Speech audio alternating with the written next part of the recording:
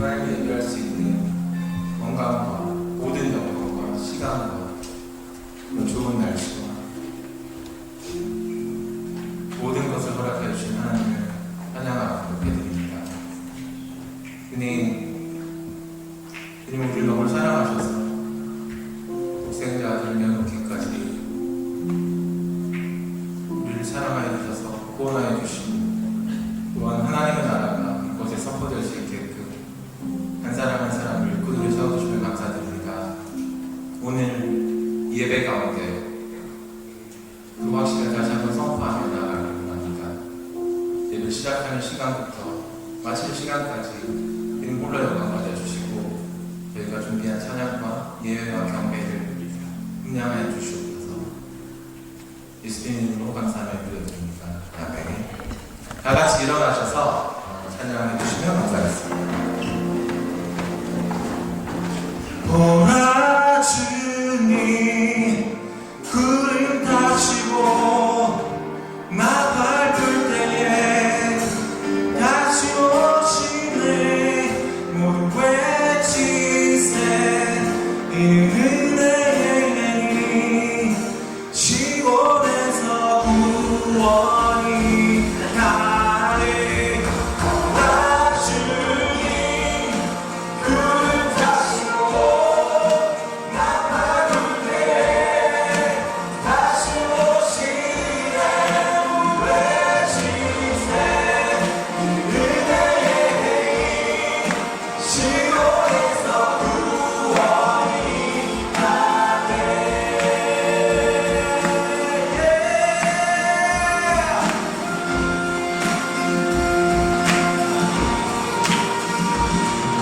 지금은 예리한 때처럼 주 말씀이 선포되고 또 주의 정복세의 때와 같이 언약이 성취되네. 비록 전쟁과 비극과 비방 환난 날이 다가와도 광야에 외치는 소리 주의 길을 예리하라. 보라 주님 구름 타시고 나 밟을 때에 다시 오시네. 외치세 은혜니 시온에서 구원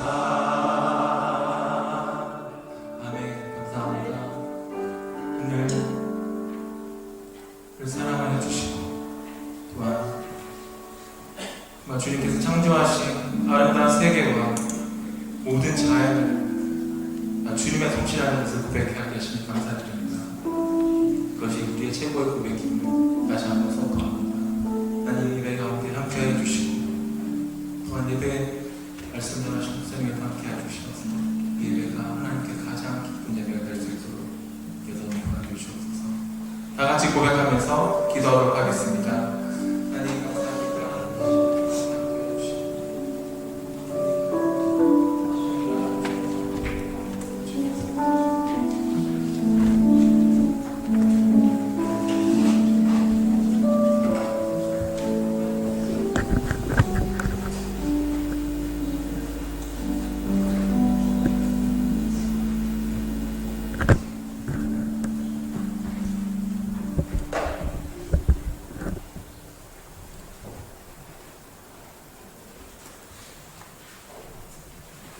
일어서신 채로 우리 함께 기도하겠습니다.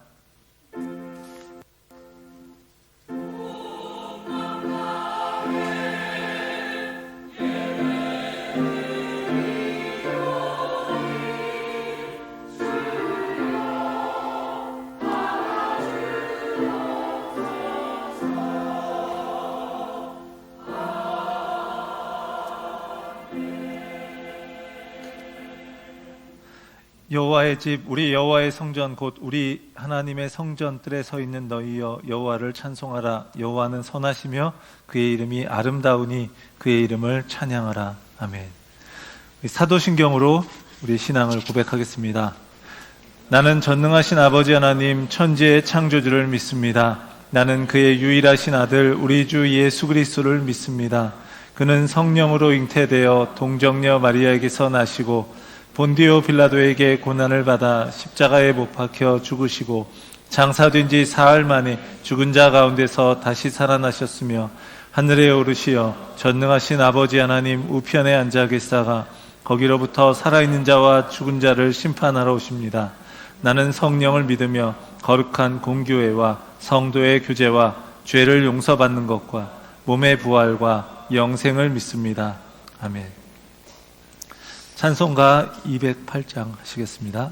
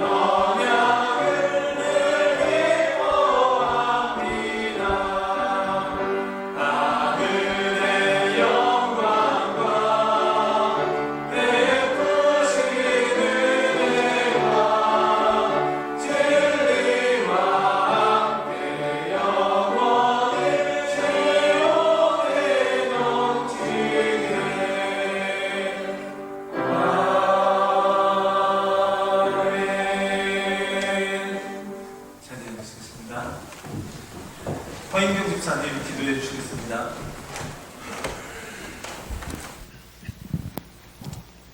내 마음으로 죄인의 형통을 부러워하지 말고 항상 여호와를 경배하라. 정령이 내 장래가 있겠고 내 소망이 끊어지지 아니하리라. 참 생명 되신 하나님, 오늘도 우리를 이곳에 불러주셔서 감사합니다. 우리가 한 주간 동안 하나님 안에 살지 아니하고 죄인의 형통을 부러워하고 그것들을 쫓으며 살아가지 않았나 내 자신을 돌아봅니다. 내 삶이 하나님 안에 온전히 있는 것이 아니라 하나님을 사랑하는 것보다 세상의 것들을 더 우선순위에 두고 그것에 열심을 내었던 것을 용서하시고 내 삶이 온전히 하나님께 드려질 수 있도록 내 마음을 다스리게 하여 주시옵소서. 우리 가운데 힘듦이 있는 자가 있습니까? 경제적으로, 육체적으로, 마음이 또 삶이 힘든 자가 있다면 하나님 치유의 손길로 회복하게 하시고 그 안에서 자유하고 채워지는 경험이 있게 하옵소서. 지난 회계년도를 잘 마무리하게 하심을 감사드리옵고 돌아올 새 회계년도에 앞으로 세워질 교회의 리더들을 주님 축복하시고 그들이 하나님의 의를 드러내고 협력하여 선을 이루게 하소서. 오늘은 특별히 우리 교회가 캔버라 땅에 세워진 지 42년째 되는 날입니다. 하나님께서 우리 교회를 사랑하시고 언제나 함께 하심을 고백합니다. 우리 리드 한인 교회가 캔버라 땅의 본이 되게 하시고 칭찬받는 교회로 세워지게 하시고 복에 복을 더하여 주사 우리의 시경을 땅끝까지 넓히게 하옵소서. 수고로이 봉사하시는 많은 분들을 주님 기억하시고 축복하옵소서. 오늘 말씀 전해주실 송우성 목사님 입술에 권능을 더해주시고 그 말씀을 듣는 우리들의 귀를 열어주시어 오늘 말씀이 또 일주일을 살아가는 양식되게 하옵소서. 시작과 끝을 주님께 맡겨오며 전능하시고 은혜 많으신 우리 주 예수 그리스도 이름으로 기도드립니다. 아멘.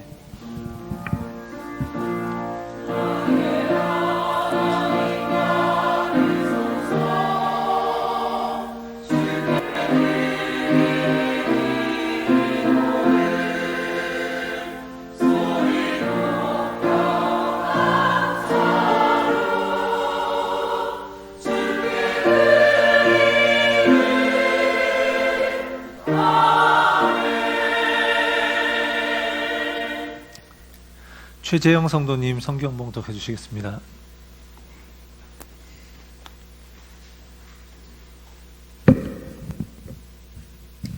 사도행전 2장 42절에서 47절 하나님의 말씀. 그들이 사도의 가르침을 받아 서로 교제하고 떡을 떼며 오로지 기도하기를 힘쓰니라. 사람마다 두려워하는데 사도들로 말미암아 기사와 표적이 많이 나타나니 믿는 사람이 다 함께 있어 모든 물건을 서로 통용하고 또 재산과 소유를 팔아 각 사람의 필요를 따라 나눠주며 날마다 마음을 같이하여 성전에 보이기를 힘쓰고 집에서 떡을 떼며 기쁨과 순전한 마음으로 음식을 먹고 하나님을 찬미하며 또 온 백성에게 칭송을 받으니 주께서 구원받는 사람을 날마다 더하게 하시니라. 아멘. 다윗 성가대의 찬양이 있겠습니다.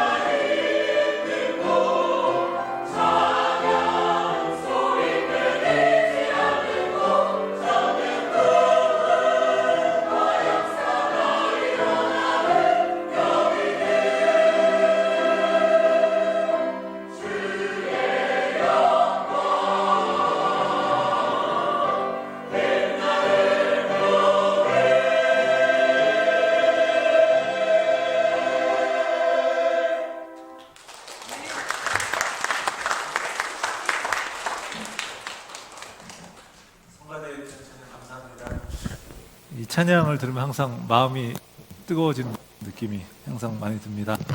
창립주일에 많이 또 찬양이기도 한 것 같아요. 예, 오늘 찬양하겠습니다. 우리 정기성 성도님이 좀 준비한 시간이 있을 것 같아서. 예, 오늘 1예배 가운데 오신 성도님들도 한 예배가 있기를 원합니다. 오늘은 특별히 창립 42주년 기념주일로 하나님께 감사와 영광을 올려드리면서 우리가 예배할 수 있게 되어서 더욱 뜻깊은 주일입니다. 우리가 그리스도인으로서 신앙생활을 하면서 교회는 우리의 삶과 분리될 수 없는 그런 존재입니다. 교회가 단순히 건물이나 그런 조직이 아닙니다. 그래서 오늘 주일에 모여서 또 함께 예배드리는 그런 집단에 불과한 것도 아니고요. 교회는 그리스도 안에서 부르심을 받은 그런 하나님의 백성이고 하나님께서 새롭게 창조하신 거룩한 공동체라고 할 수 있습니다. 그렇기 때문에 우리가 예수 그리스도를 믿고 구원받은 성도는 더 이상 홀로 존재하지 않는, 홀로 존재하는 그런 개인이 아니라는 거예요. 우리는 그리스도의 몸된 교회에 속한 지체로서 이렇게 부름받은 사람들입니다. 그래서 성경은요, 성도와 교회를 따로 떼어서 그렇게 생각하지 않습니다. 그래서 구원받은 성도는 반드시 교회 공동체 안에서 하나님을 예배하고 그리고 서로를 섬기고 또 함께 믿음의 삶을 살아갈 수 있도록 그렇게 부르심을 받았습니다. 이렇게 이야기하니까 또 저 목사가 또 교회 또 열심히 나오고 더 많이 봉사하라는 이렇게 생각하시는 분이 계실지 모르겠습니다. 하지만 이거는 그냥 어떤 목사의 생각이나 교회가 잘 운영되기를 바라서 하는 말이 아닙니다. 이것은요, 성경이 교회에 대해서 가르치고 있는 아주 중요한 진리입니다. 교회로 부르심을 받은 우리는요, 더 이상 분열된 개인으로 존재하지 않고요, 한 몸인 공동체로 살아가는 겁니다.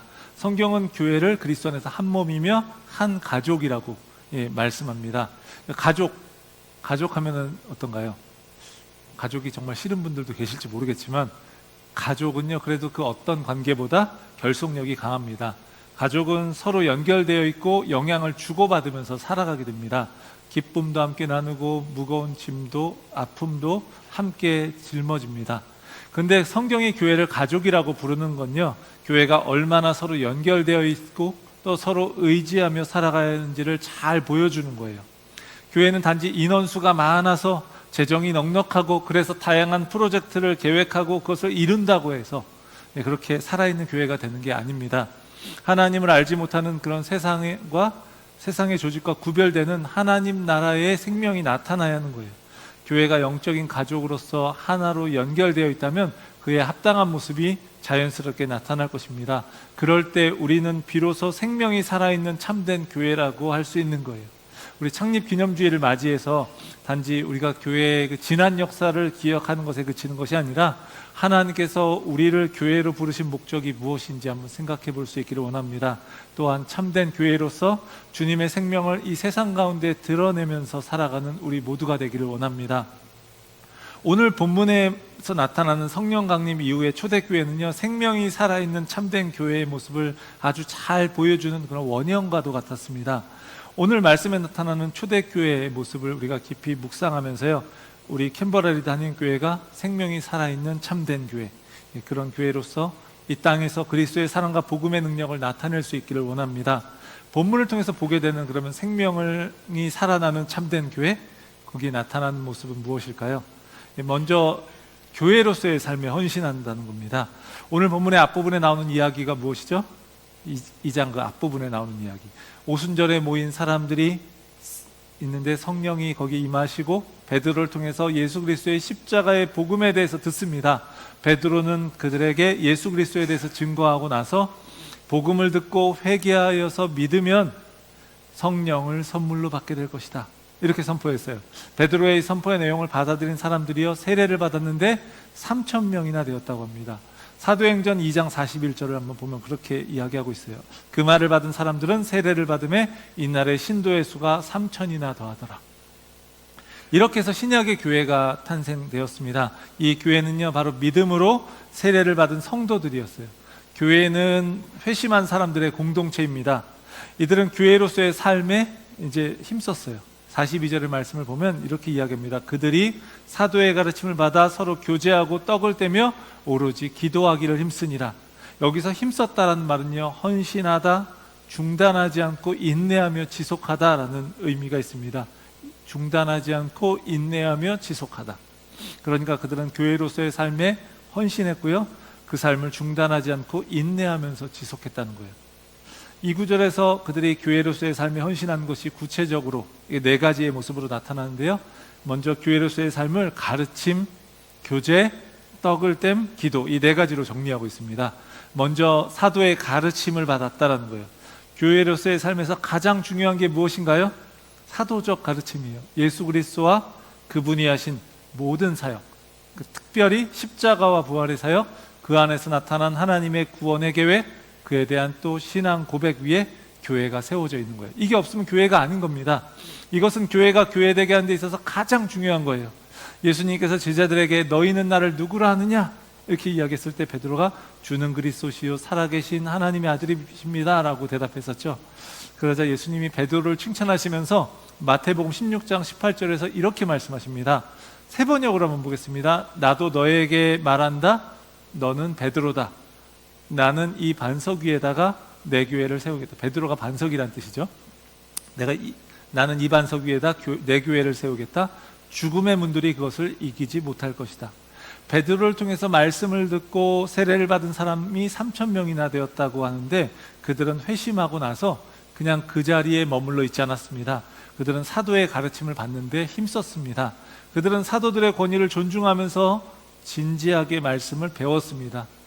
지속적으로 배웠어요. 생명이 살아있는 참된 교회는 어떤 교회입니까? 사도들의 가르침을 지속적으로 배우는 교회예요. 그 가르침에 헌신하는 교회입니다. 오늘날에는 사도가 없잖아요. 그런데 그렇죠? 목사는 사도가 아닙니다. 사도는요, 보냄받은 자라는 의미이고요, 예수님께서 12명의 제자들을 택하셔서 세운 직분이에요. 그러니까 그때 있었던 직분이에요. 그리고 부활하신 예수님을 직접 만난 사람들인 겁니다. 그러니까 바울 역시도요, 부활하신 예수님을 만나서 직접 만나서 그분으로부터 직접 보내심을 받아서 사도의 직분을 수행했다고 자신의 편지에서 사도권을 변호하는 그런 이야기도 많이 썼습니다. 예수님의 12제자와 바울, 이들이 이제 사도이고요. 오늘날은 이제 사도가 없는 거예요. 그러나 사도적인 가르침은 여전히 구약 성경과 신약 성경을 통해서 보존되어 있는 겁니다. 하나님의 말씀 안에서. 교회는 그 사도적인 가르침을 기초로 해서 세워졌고요, 또 그 사도적 가르침을 지속적으로 배우는 일에 이제 헌신하는 공동체라는 거예요. 말씀을 배우는데 헌신하는 공동체라는 거예요. 교회는 말씀을 통해서 예수 그리스도가 누구신지, 그분이 하신 일은 무엇인지, 하나님의 구원 계획은 무엇인지, 예수 그리스도를 믿는 성도들은 어떻게 살아가야 하는지, 이걸 끊임없이 배우고 그 말씀에 순종해야 합니다. 참된 성도, 참된 교회는요, 평생토록 배우는 그리스도의 제자이고요, 깨달은 것을 삶이 되게 하려고 애쓰는 사람이라는 거예요. 말씀을 안 배우면 안 된다는 거죠. 교회로서의 삶에서 나타나는 두 번째는요, 교제, 코이노니아입니다. 이것은 그리스도 안에서 하나요 한 몸 된 교회의 모든 성도가 한 가족으로 연합되는 사귐, 이것을 의미합니다. 이 교제, 이런 교제의 그 원형, 그 모델이 뭔가요? 삼위 하나님의 사귐이에요. 삼위일체는 단지 그냥 막 복잡한 교리를 이해하는 차원이 아닙니다. 성부, 성자, 성령, 이 하나님이 세 분이신데 또 한 분이시다. 이 세 분이 서로 연합해서 사랑의 교제 속에서 너무 그 깊은 교제 속에 하나 되어 계시기 때문에 이 사랑의 연합이 삼위일체의 핵심이에요. 삼위 하나님이 서로 연합해서 사랑의 교제 속에 거하시는 것처럼 그분의 형상을 따라 지음받은 우리들도요, 서로 사랑하고 연합하는 것, 이것이 하나님께서 우리에게 원하시는 거예요. 우리는 사랑하도록 그렇게 지음받았다는 거예요. 구원받았다는 건요, 그저 변화된 것이 없이 여기서 그냥 자기만 사랑하고 내 마음대로 살다가 죽어서 저 천국에 가는 걸 말하는 게 아닙니다. 교회는요, 그렇게 자기만 좋은 세상을 누리다가 죽어서 구원열차 타고 천국에 들어가기 전에 들어가는 사람들을 위해서 있는 그런 대합실이 아니라는 거예요. 구원받은 것은요, 자기만 사랑하던 그런 사람이 성령을 통해서 새롭게 변화되어서 다른 사람도 사랑할 수 있는 그런 사람이 된 겁니다. 다른 사람과의 관계 속에서 피상적인 관계 이상을 맺을 수 없었던 그런 사람들이 진실되게 그리스도 안에서 교제할 수 있는 그런 사람이 된 거예요. 그게 바로 구원받은 거예요. 초대교회 성도들은요, 서로 교제하기를 힘썼습니다. 성령을 통해서 예수 그리스도를 믿음으로 구원받은 그들은요, 한 가족과 같이 서로 교제하기를 힘썼어요. 믿기 전까지는 알지 못했던 사람들이, 또 알았다 할지라도요, 서로가 맞지 않아서 사귀기 힘들었을 사람들이, 옆에 분들 이렇게 보시면 그렇잖아요. 서로 안 맞고 이렇게 사귀기 힘든 그런 사람들이 마치 서로 그리스도 안에서 교제하면서 산 거예요. 함께 산 거예요. 이건요, 놀라운 기적이에요. 우리가 서로 함께 한다는 거, 서로 다른 사람들이 함께 한다는 거 놀라운 기적이에요. 옆에 분들에게 한번 이야기해 보겠습니다. 기적이다. 기적입니다. 우리 서로 함께 하는. 교회 안에서 교제가 잘 이루어지는 것을 보여주는 단면적인 모습이 있습니다. 무엇인지 아십니까? 혹시 우리 교회 교제가 잘 이루어지고 있는 것 같을 때 어떤 일이 일어나죠? 모임이 끝났는데 집에 가려고 하지 않는 거예요. 믿음의 공동체 안에서 억지로 하는 게 아니라, 이 억지로 모임을 하는 게 아니라 자발적이고 기쁨으로 그 교제하면, 교제 안에서 은혜가 있으면요, 모임 후에 서로가 이렇게 둥그렇게 둘러서서 계속해서 이야기를 하는 거예요. 집에 안 가고요. 지난번에 우리 성경 퀴즈 하면서 모두가 열심히 하시고요, 굉장히 재미있었던 시간이었던 것 같아요. 다 끝나고 이렇게 나왔는데 교육관 그 문 앞에 잔디밭에서 성도님들이 이렇게 둥그렇게 둘러서서 집에 가지 않고 교제를 나누는 모습이 참 보기 좋아 보였습니다. 할 일이 없어서 계속 거기 남아있는 건가요? 그게 아니잖아요. 너무 좋으니까 함께 하는 거예요. 그렇죠? 함께 하면서 그렇게 또 이야기 나누고. 우리 캔버라 리드하는 교회가요, 각 부서이든 소그룹이든 선교회든 모임을 마치고 나면요, 버티기 싫었는데 빨리 집에 가야지 이러는 게 아니라, 끝나고도 서로 헤어지는 게 아쉬워서 그래서 좀 둥그렇게 둘러서서 나누고 교제하는 그런 공동체가 되기를 간절히 원합니다. 교회로서의 삶에서 나타나는 세 번째는 떡을 떼는 거였어요. 여기서 떡을 뗀다는 건 성찬식을 잘 보여주는 겁니다. 성찬식은 예수 그리스도의 십자가의 대속의 죽음을 기억하고요, 그 은혜를 선포하면서 나누는 거예요. 설교가 복음을 선포해서 들려주는 것이라면 성찬식은 복음을 눈에 보이도록 하는 겁니다. 그래서 눈에 보이는 말씀이라고도 많이 이야기합니다. 이렇게 함께 떡을 떼면서 마치 혈연적인 가족처럼 함께 식사하면서 가족으로서의 정을 나누었어요. 먹는 게 중요해요. 가족을 다른 말로 뭐라고 하죠? 식구라고 이야기하잖아요. 그렇죠? 식구는 바로 먹을 식, 그리고 입구자예요. 한 집에 살면서 끼니를 함께하는 사람, 이게 식구인 거예요. 이렇게 함께함으로써 그들은요, 기쁨을 누렸습니다. 교회로서의 삶에 나타난 네 번째는 기도하기에 힘썼다는 거예요. 이것은요, 공적인 기도회나 예배를 이야기하는 겁니다. 여기서 기도는 자기 욕심을 채우는 수단이나 교회를 수적으로 막 성장시키려는 그런 수단이 아닙니다. 생명이 살아있는 참된 교회는요, 기도를 통해서 하나님의 임재와 인도하심을 더욱 민감하게 경험하는 그런 교회예요. 기도를 통해서 하나님의 음성을 듣고 하나님께 자신의 모든 걸 말씀드리면서 그렇게 소통하는 것, 이게 바로 살아있는 교회, 살아있는 성도의 모습인 겁니다. 예수님께서 부활 승천하신 후에 남은 120명의 그런 제자들이 성령님을 기다리면서 기도에 힘썼던 것처럼 초대교회 성도들도요, 기도하기에 힘썼습니다. 기도는요, 믿음을 확고히 하고 영적인 싸움을 싸우고 필요한 것들을 하나님께 공급해 주시도록 구하는 그런 교회의 아주 본질적인 활동인 거예요. 그러니까 기도를 예배로 확대해서 한번 생각해 볼 수도 있습니다. 초대교회는 성전에 모여서, 또 각 가정에도 모여서 이렇게 함께 모여서 기도하고 예배했습니다. 46절을 보겠습니다. 날마다 마음을 같이하여 성전에 모이기를 힘쓰고 집에서 떡을 떼며 기쁨과 순전한 마음으로 음식을 먹고. 오늘 우리의 모습으로 얘기하면 공적인 예배에도 이렇게 참석하고 또 소그룹 모임에도 또 함께 참석해서 예배하는 거예요. 그들의 예배는요, 기쁨이 있었습니다. 그리고 순전한 마음이 있었습니다. 그러니까 기쁨과 경건함이 함께 있었던 거예요. 우리는 자칫 기쁨과 경건함이 반대되는 말인 것처럼 생각할 때가 있습니다. 그렇지 않아요, 그렇죠? 막 기뻐하면 좀 뭔가 경건하지 않은 것 같고, 이게 아니라는 거예요. 우리가 참된 예배를 통해서 하나님을 경험하면요, 거기에는 기쁨이 있습니다. 그러니까 율법주의에서 말하듯이 막 의무감에 드리는 그런 예배 속에서 우리가 드리는 그런 예배는 하고는 다른 거예요. 기쁨이 있는 거예요. 정말 우리가 예배한다면. 자격 없는 자를 하나님께서 은혜와 자비로 용납해 주셔서 용서해 주셔서 하나님의 자녀 삼아 주셨고 영원히 함께 하시겠다고 하신 그 약속, 그것을 붙드는 성도, 그런 교회의 예배는요 기쁨이 충만할 수밖에 없는 겁니다. 하지만 이 기쁨은요 세상이 말하는 잠시 잠깐의 값싼 기쁨이 아닌 거예요. 그건 또한 경건함 속에서 누리는 기쁨입니다. 43절을 보면은 이런 얘기가 나와요. 사람마다 두려워하는데 사도들로 말미암아 기사와 표적이 많이 나타나니, 이들이 사도들로 말미암아 놀라운 일이 일어나는 걸 보고, 하나님이 하신 일이 일어나는 걸 보고 두려워했다고 해요. 이게 무슨 감정이죠? 하나님에 대한 경외심이라는 거예요. 그러니까 기쁨과 경외심이 같이 있는 거예요. 전에도 한번 이야기했던 적이 있는데, 이게 누미노제라고 하는 말이 있다고 했습니다. 거룩하신 하나님 앞에서 인간이 경험하는 압도적인 경외감, 이런 걸 말하는 거예요. 그러니까 이사야 6장에서 이사야가 성전에서 하나님을 만난 후에 두려움에 사로잡혀서 이사야 6장 5절에서 이렇게 이야기죠.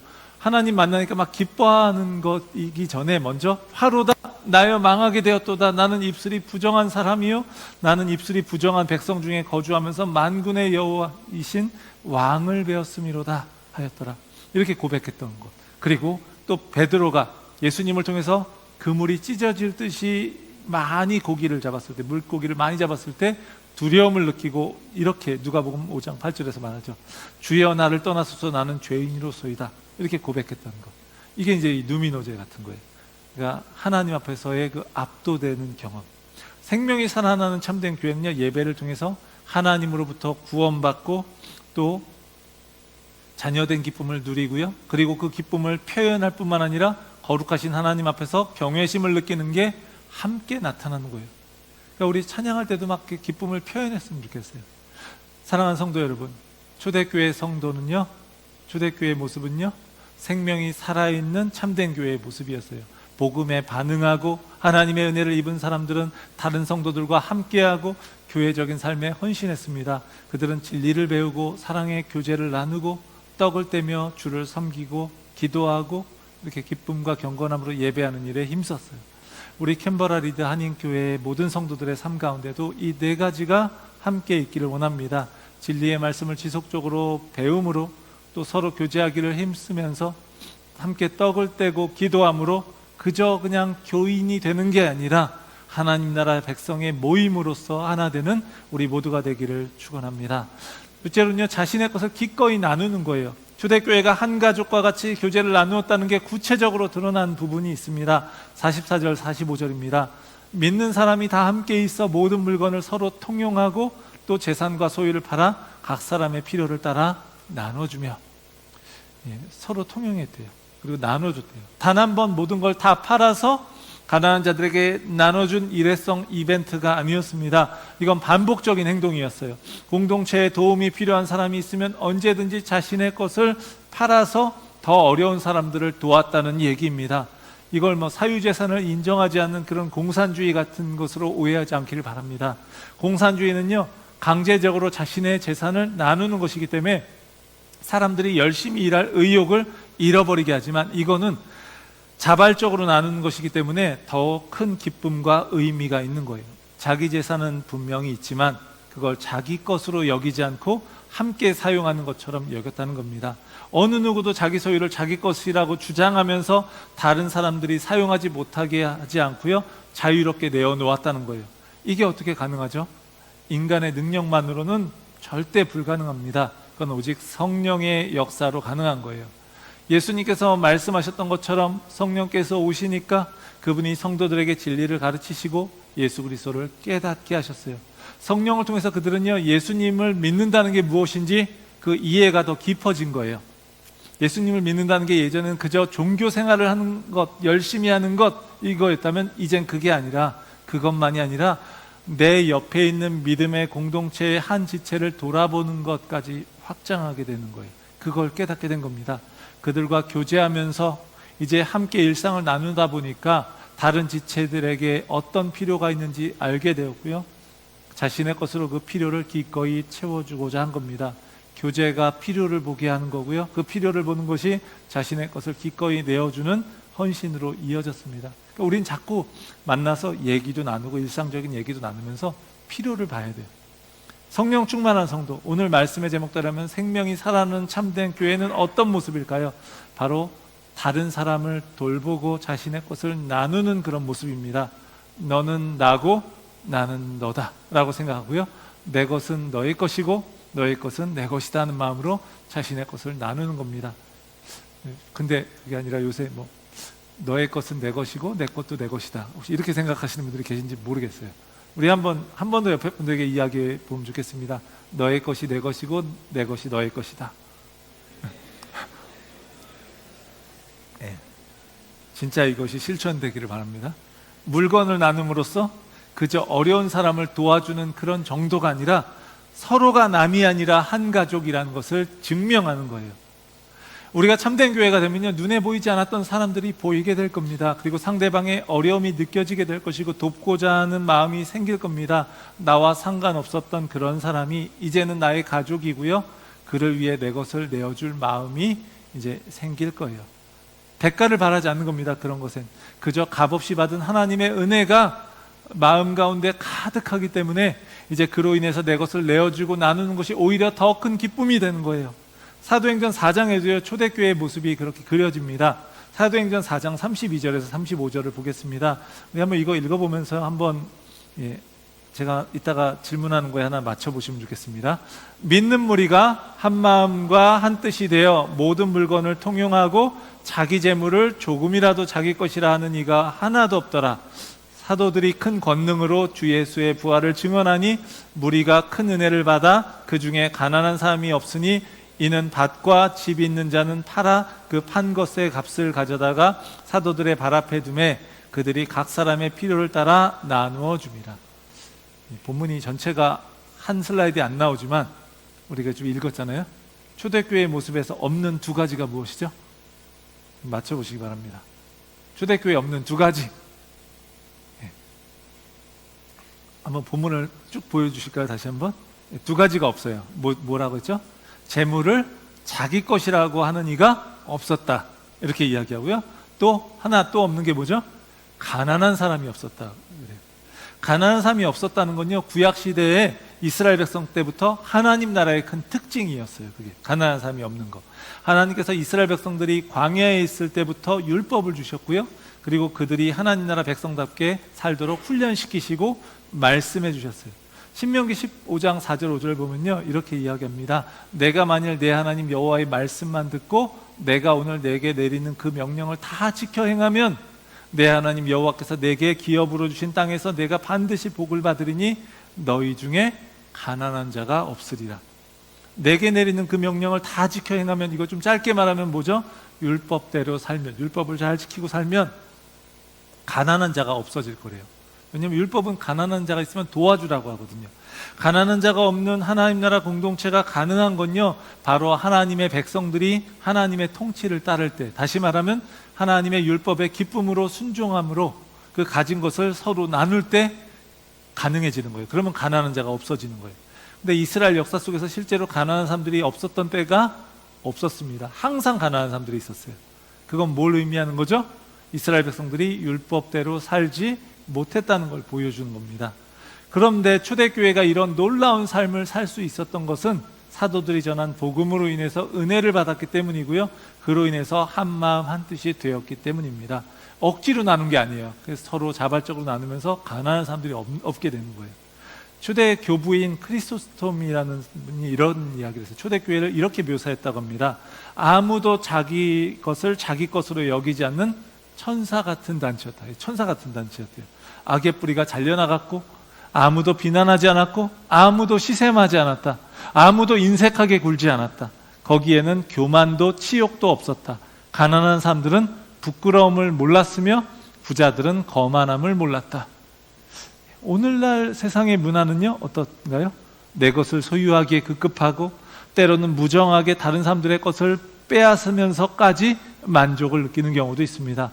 그런 세상 속에서 초대교회 공동체의 모습은요, 우리에게 너무나 비현실적인 것으로 여겨질지도 모릅니다. 하지만 이것은요, 기독교 초기에 나타났던 어떤 특별한 현상, 지금은 해당되지 않는 얘기가 아니에요. 주님이 세우신 이 땅의 모든 교회, 모든 성도가 가져야 할 모습, 바라봐야 될 모습이에요. 주님께서는 초대교회를 통해서 하나님께서 세상 가운데 세우시려는 하나님 나라의 모습을 보여주고 계신 겁니다. 서로 자신의 걸 나누며 가난한 사람들이 가난으로부터 구원받고요. 그럼 부유한 사람은 무엇으로부터 구원받습니까? 탐욕으로부터 구원받는 것, 이기심으로부터 구원받는 것. 이게 바로 교회를 향한 하나님의 뜻이고요. 생명이 살아있는 참된 교회의 모습입니다. 사랑하는 성도 여러분, 자신의 것을 함께 나누는 건요, 바로 영적인 가족이며 생명이 살아있는 참된 교회의 증거입니다. 요한일서 3장 17절은 이렇게 말합니다. 누가 이 세상의 재물을 가지고 형제의 궁핍함을 보고도 도와줄 마음을 닫으면 하나님의 사랑이 어찌 그 속에 거하겠느냐. 복음에 합당한 삶, 하나님의 사랑을 누리는 삶, 이건요 추상적인 얘기가 아닌 거예요. 우리 창립기념주의를 맞이해서 우리 캠버레리드 한인교회가요 삶에서 온전히 자신의 것을 나누면서 생명이 살아있는 그런 참된 가족과 같은 교회 되기를 축원합니다. 마지막으로요, 교회가 선한 영향력을 통해서 세상의 복음을 증거한다는 겁니다. 생명이 살아있는 참된 교회의 모습은요, 교회로서의 삶에 헌신하고 자신의 것을 기꺼이 나누는 걸 통해서 나타났습니다. 이건 교회 공동체 안에서의 모습이었다면 밖으로도 그 모습이 나타나는 거예요. 그것은 바로 선한 영향력을 통해서 세상의 복음이 널리 증거되는 겁니다. 47절의 말씀을 보겠습니다. 온 백성에게 칭송을 받으니 주께서 구원받는 사람을 날마다 더하게 하시니라. 여기서 이들이 전도지를 들고 직접 전도했다거나 전도 축제를 열어서 사람들을 모았다라거나 하는 그런 이야기는 나오지 않습니다. 물론 사도행전 다른 곳에서는 이곳저곳 복음을 전하는 이야기들이 많이 나옵니다. 하지만 여기서는요, 초대교회의 그런 삶의 모습을 통해서 복음이 증거되는 그런 이야기가 나오는 거예요. 그들이 살아가는 모습은요, 사람들이 이상적으로 꿈꾸는 것이었습니다. 서로 하나 되어서 자신의 소유를 팔아서 서로의 필요에 따라서 나누어주는 공동체, 이런 공동체는요, 이 세상에서는 볼 수 없는 새로운 세상의 모습이었어요. 초대교회는 하나 되어서 자신의 것을 서로 나누면서 살았다고 해서 세상을 향해서 성을 쌓고 그렇게 숨어 있지 않았습니다. 우리끼리만 하면서 성을 쌓지 않았어요. 그들은 세상을 향해서도 열려 있었습니다. 그들은 세상의 욕심을 버리고요, 자신의 걸 나누면서 거룩한 삶을 살았고 하나님을 찬미했습니다. 그들의 그런 모습은 그것을 보는 사람들을 감동시켰고요, 그런 교회의 모습을 보면서 사람들은 칭송했고 주님은 믿고 구원받는 사람들을 날마다 더하게 하셨어요. 날마다 더해졌다는 것, 계속해서 더해졌다는 거예요. 초대교회가 세상에 선한 영향력을 끼침으로 사람들의 칭송을 받고 믿고 구원받는 사람들이 늘어났던 건 한순간 반짝했던 그런 현상이 아니라 지속적으로 일어났던 그런 일이었다는 겁니다.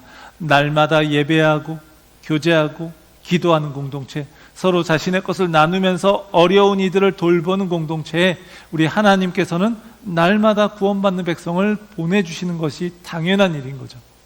이렇게 좋은 공동체 안에 다른 사람들을 보내주시는 거죠. 여기서 생명을 누리라고.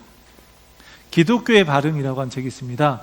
로드니 스타크라고 하는 종교사회학자가 쓴 책인데, 그 책에서 기독교가 로마 사회의 지배적인 종교로 성장했던 요인을 이야기합니다. 신앙적인 이야기이기 전에 이건 사회적인 이야기예요. 성장의 요인으로서 이런 것들이 있었다고 이야기합니다. 로마 제국에 역병이 막 도는데 기독교인들은 환자들을 버리지 않고 돌보았다는 거예요. 그리고 그 결과로 생존율이 막 높아졌다는 겁니다. 보통 이게 전염병이 들면 어떻게 하죠? 울물까봐 이렇게 피하잖아요. 근데 안 그랬다는 거예요. 환자들을 계속 돌봤다는 거예요. 그러다 이제 죽는 경우도 있었겠죠. 그 모습이 주변 사람들에게 아주 강한 인상을 주어서요, 개종이 증가했다라고 이야기를 합니다. 또한 그 당시에는 존중받지 못했던 그 여성의 가치에 대해서 기독교 공동체는요, 늘 높이 평가했습니다. 그러니까 당시에는 여자와 아이는 사람 수로도 이렇게 세지 않았다고 하는데, 근데 여성을 굉장히 존중했어요. 그렇게 사도 바울의 서신에도 많이 나오지 않습니까? 이런 것들이 기독교의 확산에 크게 기여했다는 거예요. 그리고 주된 현상은 사람들이 낯선 교리를 듣고 갑자기 개종하기보다 가족, 친구, 지인과 같은 그런 관계를 통해서 믿음을 받아들인 경우가 많았다는 거예요. 그 삶을 보고. 물론 우리 베드로가 이렇게 설교했을 때처럼 전도를 통해서 복음을 듣는 사람의 마음이 찔림을 받고 복음을 받아들일 수 있습니다. 또 그런 것도 필요하고 그렇게 해야 됩니다. 그렇게 복음을 전함으로 우리는 생명을 전해야 되는 거예요. 하지만 복음을 말로 전하고 선포하는 것과 함께 그 복음의 결과인 성도의 모습, 생명이 살아있는 참된 교회의 모습을 보이는 것으로 복음이 전파될 수 있는 거예요. 선교를요, 매력의 감염이라고 표현했던 그 말이 좀 기억에 많이 남습니다. 그리스도를 닮은 삶과 공동체의 아름다움이 사람들에게 마치 전염되듯이 퍼져나가는 것을 강조하는 표현이에요. 감염하면 뭔가 나쁜 쪽으로 생각이 되잖아요. 뭐 이렇게 병이 옮았다. 근데 매력의 감염 이렇게 표현하는 거예요. 선교에 대해서. 초대교회 성장은요, 어떤 기발하고 어떤 참신한 프로그램을 통해서 그것을 도입해서 이루어진 게 아니라 예수 그리스도의 복음을 받아들인 믿음의 공동체, 그 교회의 매력이 퍼져나간 결과였던 거예요. 사랑하는 성도 여러분, 우리 캔버라 리드 한인교회가 창립 42주년을 맞이했습니다. 우리는 이 땅에서 생명이 살아있는 참된 교회로서 그 매력을 나타내고 있습니까? 우리가 복음을 우리의 입을 통해서도 전해야 하지만 삶을 통해서도 그렇게 나타내 보여야 합니다. 그것이 참된 교회의 모습입니다. 우리 캔버라 리드 한인교회가 날이 갈수록 더욱 복음의 능력을 나타내고 그리스도의 몸된 교회로서의 매력을 나타낼 수 있기를 원합니다. 그렇게 생명이 살아있는 참된 교회가 되기를 원합니다. 사랑하는 성도 여러분, 초대교회에 나타난 생명이 살아있는 참된 교회의 모습은 어쩌면 우리의 모습과 격차가 있어 보일지도 모릅니다. 또 하나되라고 하는데 하나 되기에는 교회에서 겪은 상처나 아픔이 너무나 커서 교회에 들어오기가 아직 힘든 분들도 계실지도 모릅니다. 하지만 우리의 상황이 어떠하든지 오늘 본문을 통해서 보는 초대교회의 모습은요, 교회인 우리가 꿈꾸어야 할 비전이고 롤모델인 거예요. 우린 그걸 바라보면서 가야 되는 거예요. 잘 못하고 있다 할지라도. 오늘 교회 창립 42주년 기념주일을 맞이해서 캔버라 리드 한인교회의 모습, 그것을 우리 주님 앞에서 돌아보기를 원합니다. 우리 교회를 보시고 주님은 뭐라고 말씀하실까요? 아직은 한없이 부족할 수 있지만 우리가 진실된 마음으로 하나님께 나아가서 하나님의 손길에 새롭게 빚어져가는 교회 공동체 되기를 원합니다. 그래서 우리 교회가 늘 꿈꾸고 바라보고 있는 비전과 같이 이 땅에서 하나님 나라를 함께 세워가는 교회, 그리고 세상의 매력을 감염시키는 그런 생명이 살아있는 참된 교회 되기를 주님의 이름으로 축원합니다. 기도하겠습니다. 성령의 역사를 경험한 초대교회의 모습을 통해서 생명이 살아있는 참된 교회에 대해 깨닫게 하심을 감사합니다. 특별히 교회 창립 42주년 기념주일을 맞이해서 주님께서 세우시고 인도하신 우리 캔버라 리드 한인교회가 초대교회의 모습처럼 생명이 살아있는 참된 교회가 되게 하여 주시옵소서. 건물과 외적인 모습과 조직을 갖추었기 때문에 교회가 되는 것이 아니라 그리스도 안에서 교회적인 삶에 헌신하고 자신의 것을 기꺼이 나누며 세상에 선한 영향력을 끼치는 교회가 됨으로써 주님이 기뻐하시는 교회가 되게 하여 주시옵소서. 우리가 각자 개인으로 있는 것이 아니라 주님의 몸된 교회로서 사랑으로 함께하며 복음을 전하고 드러내는 삶으로 세상 속에 하나님의 나라를 이루어가게 하여 주시옵소서. 우리 캔버라 리드 한인교회를 통해서 구원받는 영혼이 날마다 더하게 하여 주옵소서. 우리의 삶을 통해 그것을 나타내게 하여 주옵소서. 십자가의 복음을 통해서 교회를 세우시고 다스리시는 우리 주 예수 그리스도의 이름으로 기도합니다. 아멘. 우리 찬송가 210장 하시면서 헌금 봉헌하겠습니다.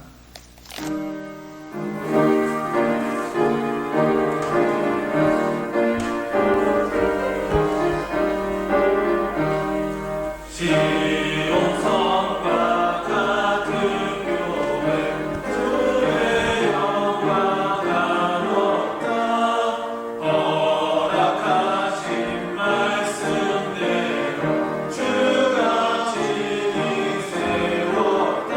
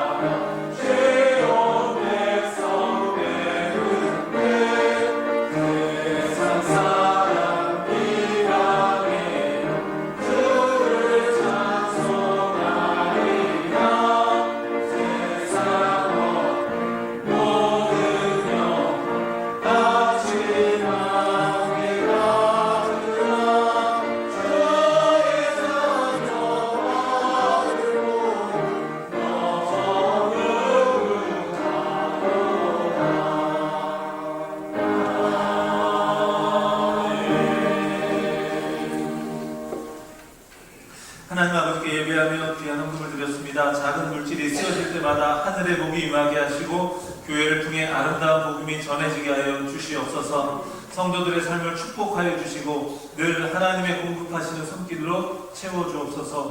우리가 주님의 몸된 교회로서 다른 지체의 형편을 돌아보면서 서로 돕고 나누는 가운데 하늘의 기쁨 누리며 살아가게 하여 주시옵소서. 우리 주 예수 그리스도의 이름으로 기도합니다. 아멘. 오늘 방문하신 분 계십니다. 박현규 님인가요? 박현규님. 네, 이쪽에 계십니다. 우리 박수로 환영해 주시기 바랍니다. 네. 황루띠? 네. 네. 네, 반갑습니다. 네. 광고 말씀드리겠습니다.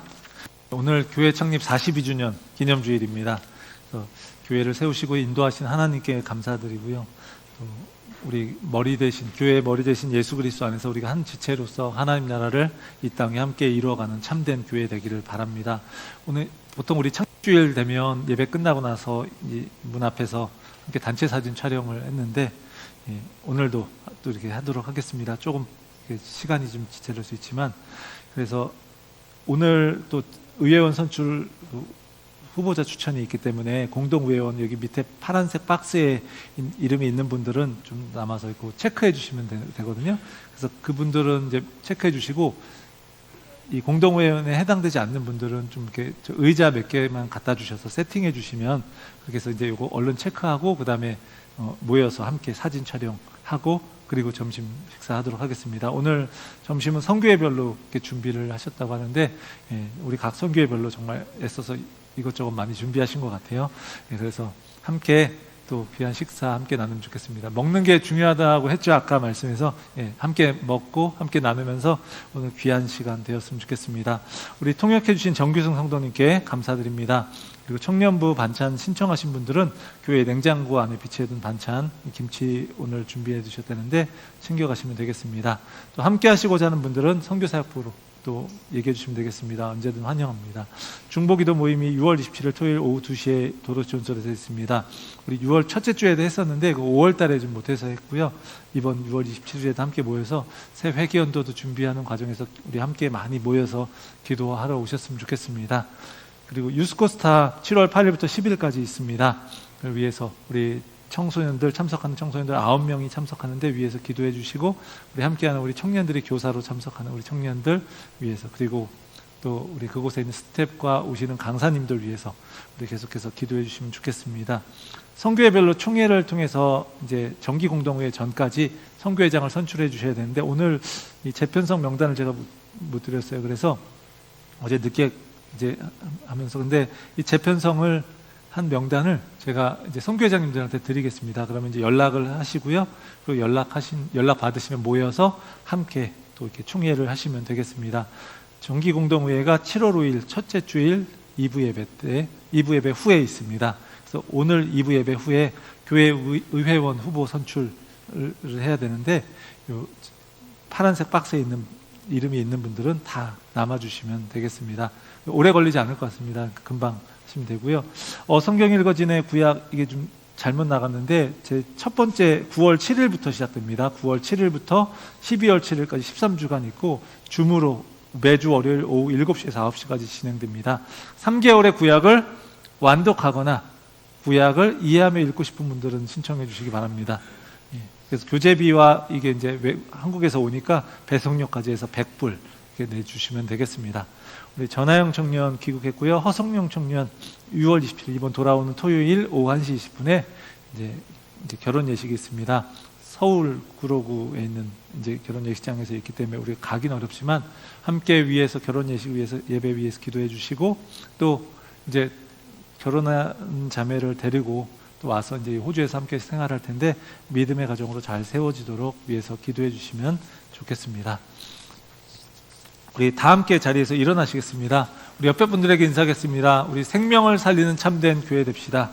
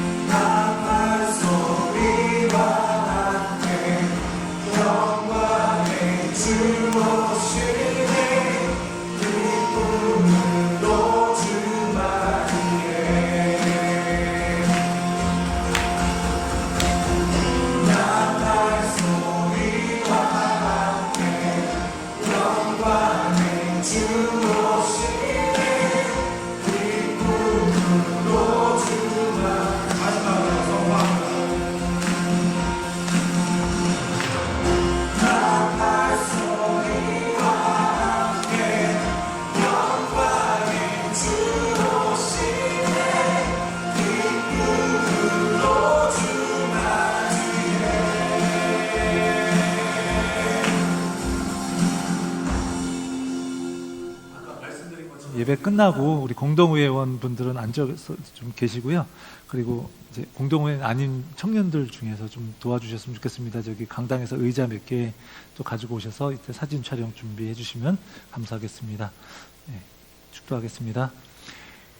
이제는 십자가의 복음으로 교회를 세우신 우리 주 예수 그리스도의 은혜와 교회의 머리 되게 하신 예수 그리스도를 머리 되게 하신 하나님 아버지의 사랑과 교회로 하여금 복음을 깨닫게 하시고 복음을 전하고 나타내는 삶을 살게 도우시는 성령의 역사 인도하심이 교회 창립 42주년을 맞이해서 생명이 살아있는 참된 교회로서 함께 성장해 가기 원하는 모든 성도들에게 이제부터 영원까지 함께 하시기를 간절히 축원하옵나이다. 아멘.